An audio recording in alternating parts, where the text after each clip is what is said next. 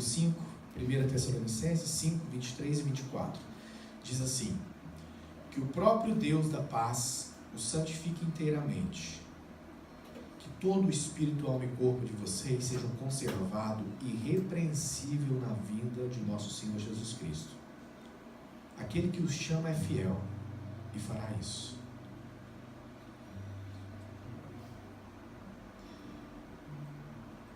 O próprio Deus da paz o santifique inteiramente.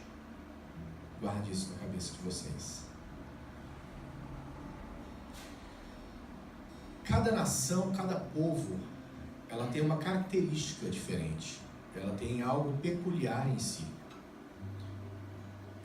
Por exemplo, se nós formos ao Brasil, brasileiro que somos, nós vamos encontrar o quê? Um povo, os latinos no geral, um povo com coração quente, um povo que gosta de abraçar, um povo que gosta de conversar, um povo que você nem conhece, mas você viu na rua, de repente está te cumprimentando, está conversando com você.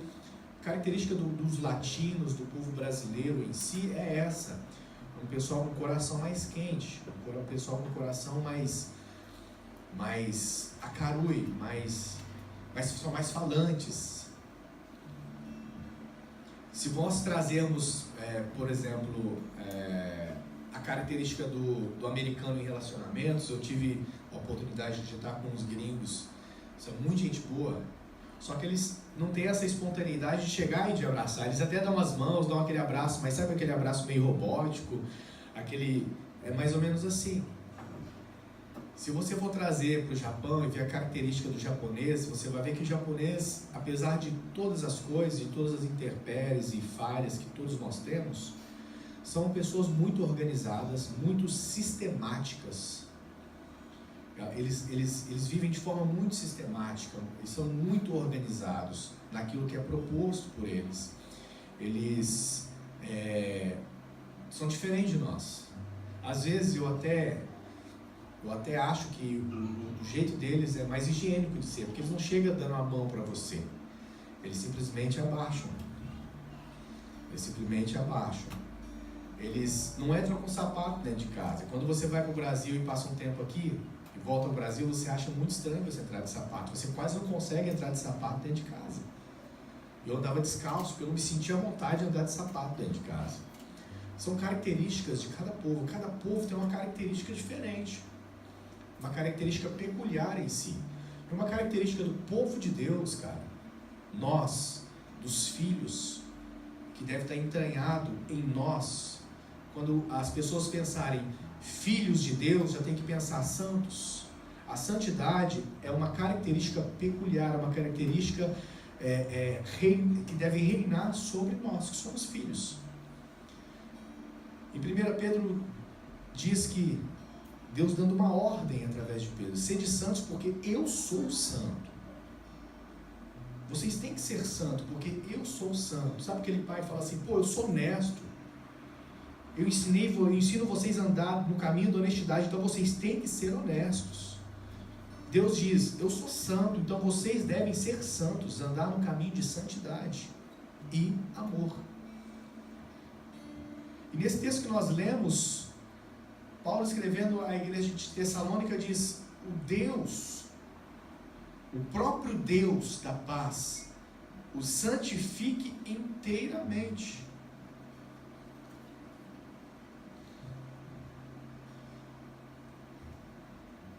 No começo da nossa conversão, nós temos uma tendência em pegar referências. Por exemplo, quando eu me converti, ou melhor, quando o Espírito Santo teve misericórdia de mim, me tirou da lama do pecado que eu vivia e me trouxe para a luz e começou a me limpar, eu tive algumas referências.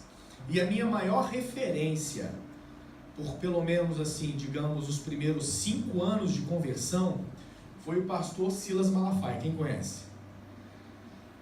Então, o que acontecia? Por ele ser a minha maior referência, eu pegava pregações dele, inclusive eu tenho até hoje, devo ter mais de 100 e poucos DVDs de pregação, e colocava para assistir e para estudar. Então, assistia, estudava incessantemente. Todos os dias assistia e estudava alguma coisa dele, porque ele era a minha maior referência. Afinal de contas, a TV ou as mídias sociais ofereciam mais facilidade e amplitude de acesso a ele. Então o primeiro acesso que eu tive foi com ele. Por quê? A mídia me trouxe isso. E eu fazendo os estudos e pegando as pregações e estudando ela, eu vi que realmente eram coisas alicerçadas e fundamentadas na palavra. Então, eu até brinco que o nosso pastor no começo foi o Silas Malafaia, pelo menos o meu. E o que aconteceu? Isso gerou em mim uma série de características que eram dele. Porque quanto mais tempo eu passava com ele, mais parecido com ele eu ficava, mesmo que pelo vídeo.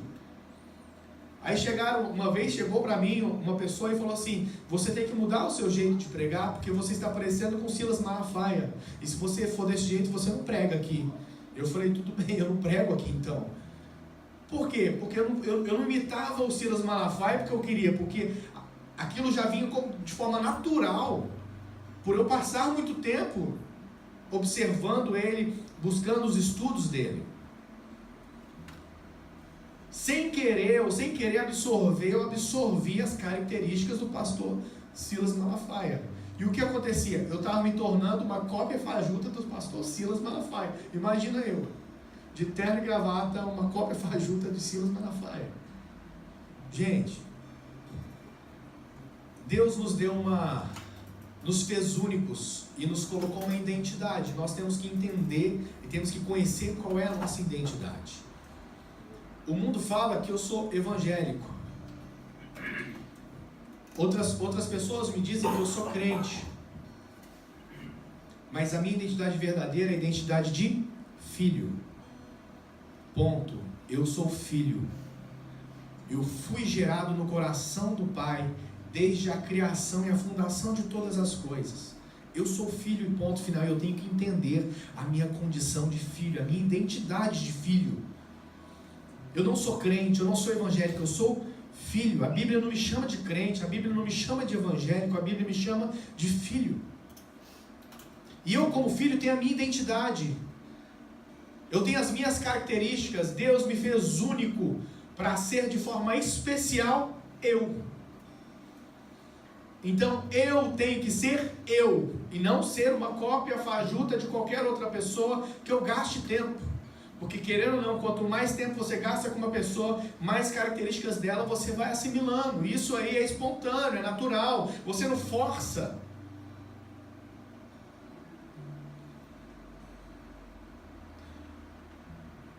E Deus, nesses dias, Ele tem nos trazido a responsabilidade de sermos nós mesmos. O que é tão difícil de ser nós mesmos. Porque para eu ser eu mesmo, eu tenho que voltar à origem. Eu tenho que voltar ao início de tudo. Eu tenho que voltar ao colo do Pai. Eu tenho que voltar à presença do Pai. Porque desde o início eu fui feito à imagem e semelhança dEle. E eu abandonando a todas as referências que eu tenho e gastando mais tempo com o Pai, que deve ser a minha maior referência, é que eu vou conseguir restituir essa identidade que foi perdida no decorrer dos anos. A Bíblia diz que eu sou co-herdeiro com Cristo, sacerdócio santo, propriedade exclusiva de Deus, nação santa. Povo escolhido, exclusivo, nação santa, sacerdócio santo. Davi! Então, Davi! Vem cá. Vem aqui. Olha pra lá. Ele é meu filho. Precisa falar? Ele se parece comigo? Tem jeito de se parecer comigo. Por quê? Porque está entranhado nele o meu DNA. Características minhas estão entranhadas nele. Olha pra lá com a sorriso. Pode ir. Ele é o meu filho. Ele se parece bastante comigo. Características. Eu e você, nós somos feitos à imagem e semelhança do Pai. Nós somos a imagem e semelhança, nós somos parecidos com Ele. Mas nós devemos ser mais parecidos com Ele, principalmente em essência. E a essência do Pai é amor e santidade. Ele é tão santo, mas é tão santo, mas é tão santo. Ele é tão santo, ele é tão santo, que santo é o nome dele. Ele tem tanto amor, ou melhor, ele exala tanto amor, que ele não tem o amor, ele é o amor. Deus é amor, ele é o amor. O amor não é um sentimento, o amor não é algo que eu faça, o amor é simplesmente uma pessoa, Deus. Deus é o amor, porque essa é a essência dele. Eu tenho que imitar o meu Pai, eu tenho que buscar a presença dele, voltar à origem. Veja bem o que diz aqui em Efésios capítulo 5, diz 1 e 2. Portanto, sejam imitadores de Deus como filhos amados e vivam em amor, como também Cristo nos amou e se entregou por nós como oferta de sacrifício de aroma agradável a Deus. Nós podemos trazer aqui um estudo sobre santidade. Aí nós vamos falar sobre santidade posicional, nós vamos falar sobre santidade no seu carnal, santidade terrenal e tal, e tal, e tal. Nós podemos trazer aqui e nos aprofundar teologicamente sobre santidade. Mas esse não é o intuito das nossas reuniões. A palavra de Deus ela tem que ser de forma, ela tem que ser simples e aplicativa na minha vida. O que é santidade? Como que eu posso ser santo como meu Pai é? Como que eu posso manter essa característica do povo de Deus, dos filhos de Deus? Nós temos uma mentalidade errada de que quanto mais eu jejuo, quanto mais eu oro, quanto mais eu estudo, mais santo eu sou. Tudo bem, mas não é só isso. A santidade não vem porque você somente ora, só porque você jejua, porque você estuda. A palavra fala que através dela nós somos santificados. Jesus disse isso. Mas por que tantos estudiosos não são santificados? Por que tantos teólogos e eruditos na palavra de Deus não são santos? Porque não é só isso. Não é você pegar e estudar a palavra, mas é você entender que a palavra também é uma pessoa. Porque o verbo se fez carne, a palavra se fez carne. Então eu estudo a palavra sim, mas eu vejo a palavra aplicada na pessoa que se transformou em carne, Jesus Cristo, meu maior exemplo. Como que eu posso me santificar? É somente seguindo esses padrões que colocaram para a gente, ou que nós aprendemos, e que não são errados, são necessários sim, são saudáveis, mas não é só isso. Eu sempre ouço dizer que nós somos o reflexo das 5 pessoas mais próximas de nós, ou seja, as 5 pessoas que estão mais próximas de nós, são as pessoas que nós mais absorvemos características. Então, se eu passo mais tempo com o Valdeli, mais tempo eu vou absorver características dele. Ah, mas eu não sou teleguiado, mas eu não sou Maria vai com as outras. Não é questão de ser Maria vai com as outras. É questão de que de forma natural você acaba absorvendo algumas coisas. Como que eu posso ser santo como o Pai é?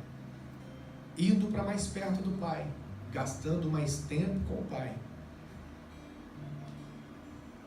Como eu gastava muito tempo com o pastor Silas Malafaia, é uma benção aquele cara, mas diferente a palavra hoje, a visão.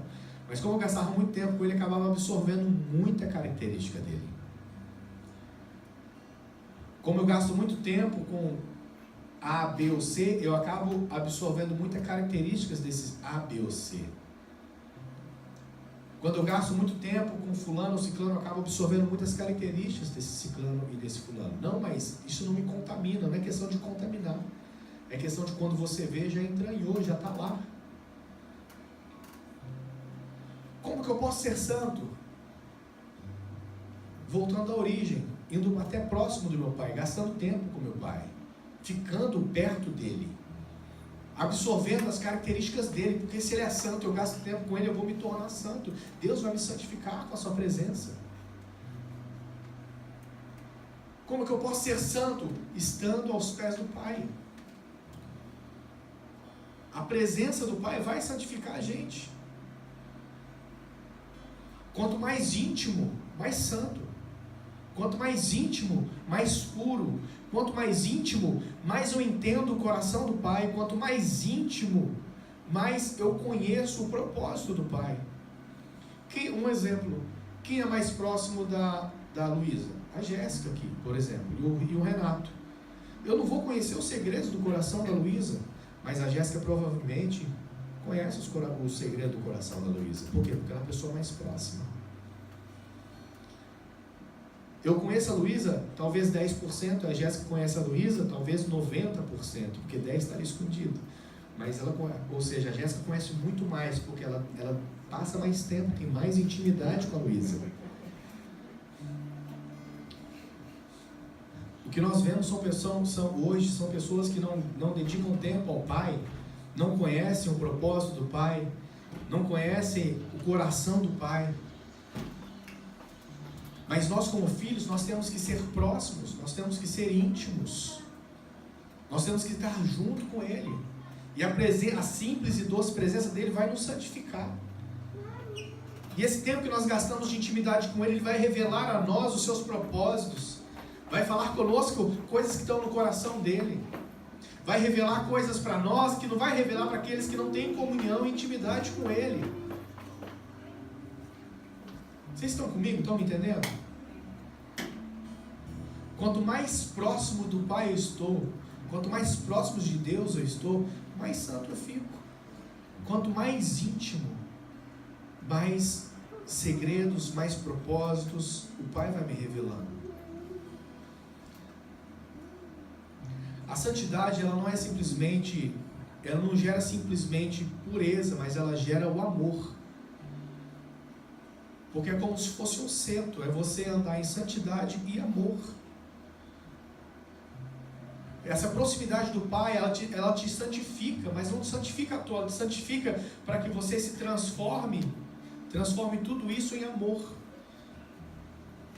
Mas uma característica do Filho, o amor. Nós, como irmãos, nós temos que estar prontos e aptos e dispostos a amar incansavelmente os nossos irmãos. Foi o que Paulo fez. Se você mais ou menos entender ou fazer uma busca rápida sobre a vida de Paulo, você vai ver que, primeiro, ele foi preso em vários lugares. Preso em vários lugares. Quem já foi preso aqui? Cara, eu não quero ser preso nunca. Paulo foi preso em vários lugares. Paulo foi açoitado em vários lugares. Muitas vezes. Ele foi expulso da própria Tessalônica, desse próprio livro, essa própria carta que nós estamos lendo aqui agora. Ele foi enxotado de Bereia. Ele foi chamado de tagarela em Atenas e chamado de impostor em Corinto. Paulo, ele só recebeu o rabo de foguete. Ele só passou por dificuldades, prisões, açoites, expulsões, apedrejado, naufrágios. E mesmo assim ele não desistia, ele perseverava em amor. Para quê?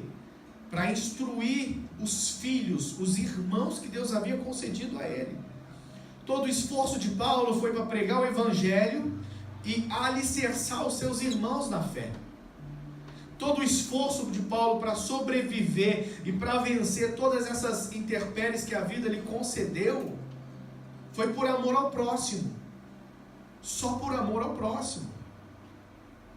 Ele amava ao próximo. Por quê? Porque ele entendeu o amor de Deus. Ele andava tão próximo do Pai que aquela santidade o contaminava e o tomava, o possuía. E aquele amor que saía do coração do Pai era derramado sobre o coração dele através do Espírito Santo de Deus de uma forma tão forte, tão tremenda, que esse amor, essa santidade, esse relacionamento com Deus, essa proximidade, essa intimidade fez com que ele vencesse dificuldades que às vezes é impensável para nós. Ninguém foi preso aqui, nem vai ser em nome de Jesus. Ninguém foi açoitado, ninguém apanhou, ninguém levou chibatadas, em nome de Jesus não levará. Mas ninguém padeceu naufrágios, ninguém foi apedrejado, ninguém foi expulso. Gente, e Paulo venceu tudo isso. Por quê? Porque a força que era gerada dentro do coração dele era a força do amor do Pai. Será que talvez não está faltando essa força desse amor nos nossos corações, para que a gente possa caminhar, prosseguir com o propósito de Deus? Qual que é o propósito de Deus? É o filho mais velho cuidar do filho mais novo. É nós que já temos uma certa estrutura, estender esse amor que é derramado nos nossos corações para o nosso próximo, para o nosso irmão. Mas afinal de contas, amar o nosso irmão é muito difícil. Sim, é difícil demais amar. Mas afinal de contas é difícil demais ajudar aquele que lhe quer o mal. Sim, é difícil demais, cara. Mas não é mais difícil do que você levar cajadada, levar chibatada. Não é mais difícil do que você ser preso. Não é mais difícil do que você sofrer naufrágios. Não é mais difícil do que você ser levado preso, ser espancado, ser torturado. Dizem que no final da vida de Paulo, no finalzinho da vida de Paulo, tem alguns historiadores que diz que ele teve a língua cortada. Por quê? Porque ele nunca cessou de pregar o Evangelho. Gente, que força é essa que é gerada nesse homem, que fez com que ele exercesse com tanta propriedade e autoridade o ministério que Deus deu a ele? O amor. E esse amor só pode ser derramado sobre nossos corações pelo Espírito Santo. Eu tenho que estar próximo do Pai, eu tenho que ser santo, para que esse amor seja derramado de forma verdadeira, de forma plena e abundante. Assim eu vou conseguir vencer as dificuldades, assim eu vou conseguir vencer as barreiras que me impedem de amar o meu irmão, que me impedem de fazer o bem para o meu irmão, que me impedem de eu ser fundamento para o meu irmão, de eu ser arrimo, de eu ser uma coluna. É o amor gerado pelo relacionamento, através da santidade com o Pai. Eu não vou receber esse amor porque eu jejuo, eu não vou receber esse amor porque eu estudo a palavra de Deus. Não, esse amor vai ser derramado sobre a minha vida porque eu estou próximo do verdadeiro amor em pessoa, que é o Pai. Eu estou próximo do amor, essa característica, ela toma conta de mim. Eu estou próximo do santo, essa característica toma conta de mim. Isso me impulsiona a ser santo e viver em amor e estender isso para o próximo. Características de quem é filho, características de quem deve ser um filho. É voltar à origem, é deixar de lado coisas que são fúteis. Deixar de lado coisas que não importam e voltar para o centro daquilo que realmente é necessário e é indispensável.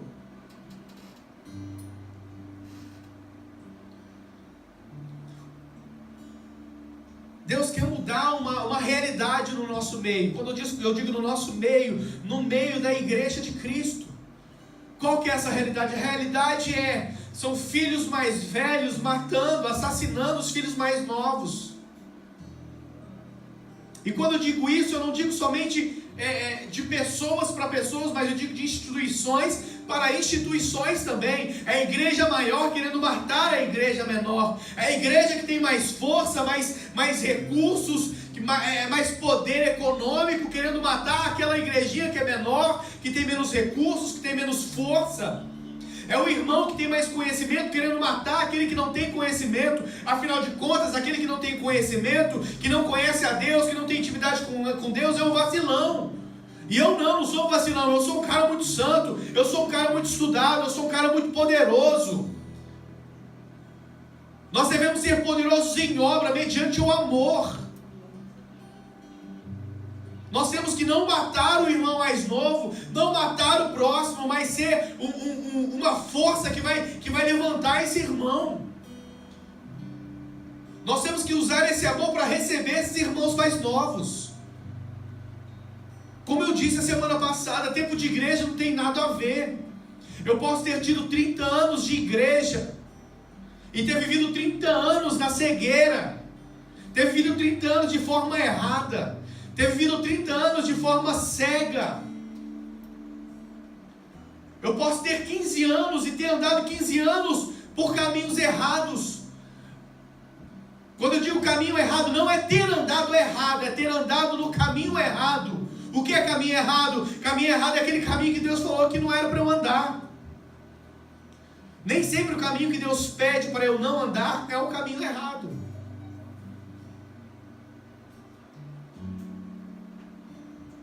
Eu posso ir ali para o Seven da esquina por vários caminhos. Eu posso dar uma volta no quarteirão e ir pelo Seven. Eu posso dar uma volta por trás e ir lá para o Mac e chegar aqui no Seven da esquina. São caminhos errados? Não. Mas se Deus fala, vai nesse caminho, vai nessa rua reto até o Seven. Se eu não ando nessa rua reta até o Seven, se eu faço qualquer outro caminho, é um caminho errado. E nós não temos tempo mais para andar em caminhos errados. Nós não temos tempo mais para matar os irmãos que Deus estará acrescentando na nossa vida. Relacionamentos. Deus tem conectado, Deus tem linkado a gente com algumas outras igrejas, com algumas outras pessoas. E nós temos que ser o que? Suporte para essas pessoas. Chegou uma mensagem para mim do Brasil. O pessoal do Mevan me enviou uma mensagem de um grupo de pessoas que estão se reunindo em Mier. Pediu para que eu estivesse dando suporte, para que nós estivéssemos dando suporte a esse pessoal. Fôssemos suporte para esse pessoal que está começando, não tem estrutura.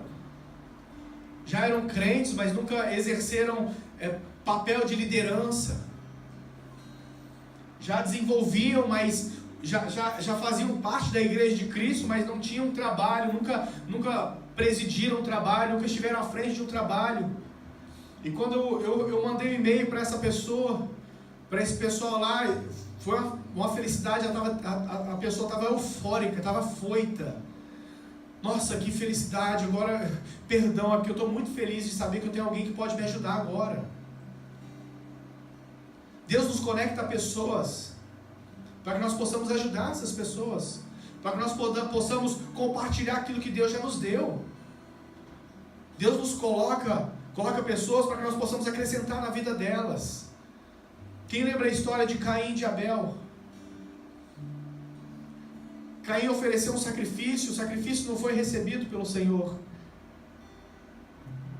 Caim e sua oferta foram rejeitados pelo Senhor. Abel ofereceu um sacrifício e Deus recebeu Abel e a sua oferta. Nós podemos trazer aqui uma série de coisas, podemos citar uma série de textos para tentar respaldar o ocorrido e o acontecido, mas eu não quero entrar nisso. O que aconteceu foi o seguinte: Caim e Abel.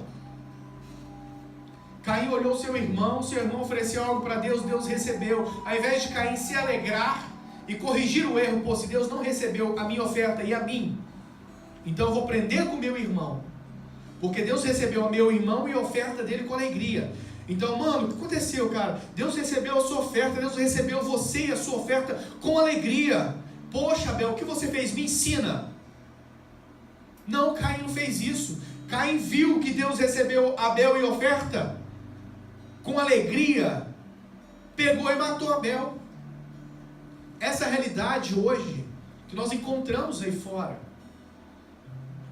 Pessoas se matando uns aos outros, destruindo uns aos outros.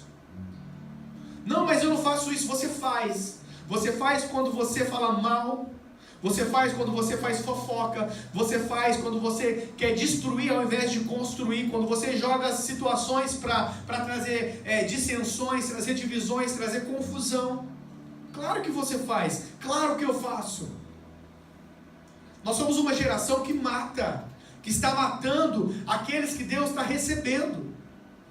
Nós temos que mudar, nós temos que ser uma geração que aprende com o mais jovem, que aprende com o mais velho, que aprende com qualquer um que está conseguindo alcançar o coração de Deus. Afinal de contas, nós estamos aqui para aprender. Se Deus receber a oferta do meu irmão e o meu irmão, eu vou me assentar com ele e falar: meu, o que você está fazendo, cara? O que você fez que Deus recebeu? Meu, o que está acontecendo? Que Deus recebeu o seu, não recebeu o meu. Eu quero corrigir o meu erro, mas corrigir o erro requer maturidade.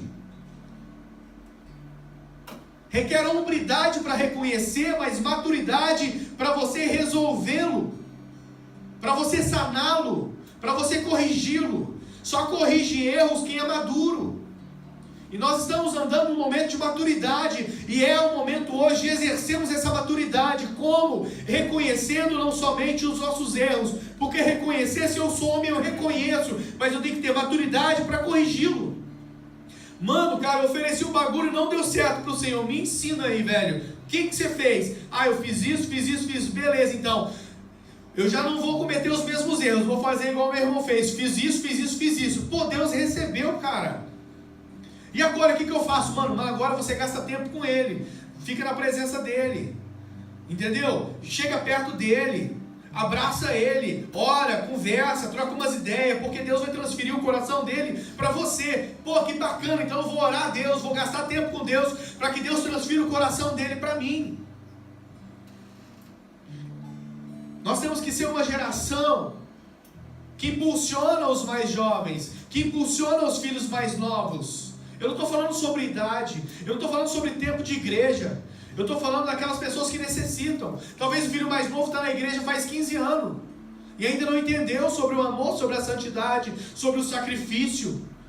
Eu não estou falando sobre idade, eu não estou falando sobre tempo de igreja, eu estou falando sobre entendimento.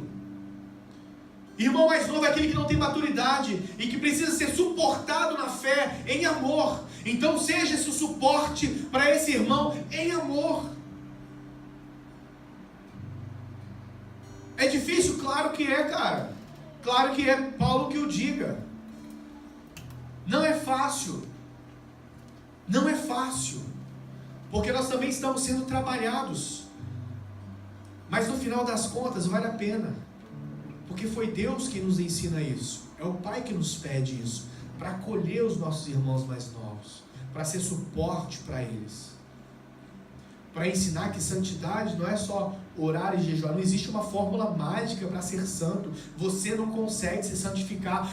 Eu sou muito santo porque eu jejuo. Eu sou muito santo porque eu oro. Eu sou muito santo porque eu leio as escrituras. Eu sou muito santo porque eu dizimo. Eu sou muito santo porque eu oferto.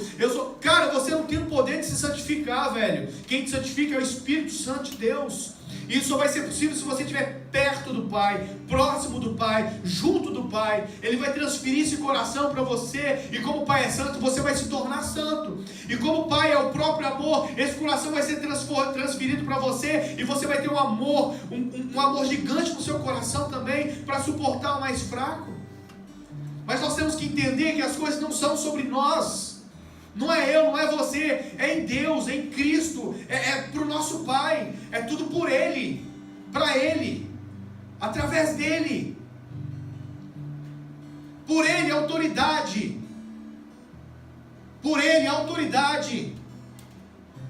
através dEle continuidade, capacitação, graça, é tudo por Ele, é tudo para Ele, não tem a ver conosco. Não é a nossa obra, é a obra dele. Não são os meus planos, é o plano dele. Não é o que eu faço, é o que ele faz. É a graça dele derramada sobre a nossa vida. É o Espírito Santo trabalhando, gerando em nós uma consciência de filho, um coração amoroso e santo, porque eu estou próximo do Pai. Simples para quem está aos pés do Pai, cara. Simples para quem gasta tempo com isso. Eu só posso ter uma mentalidade mudada, conceitos e paradigmas quebrados, se eu for exposto à santidade do Pai. Cara, se eu sou exposto à santidade, ao amor do Pai, tudo isso é quebrado. E a gente começa a entender.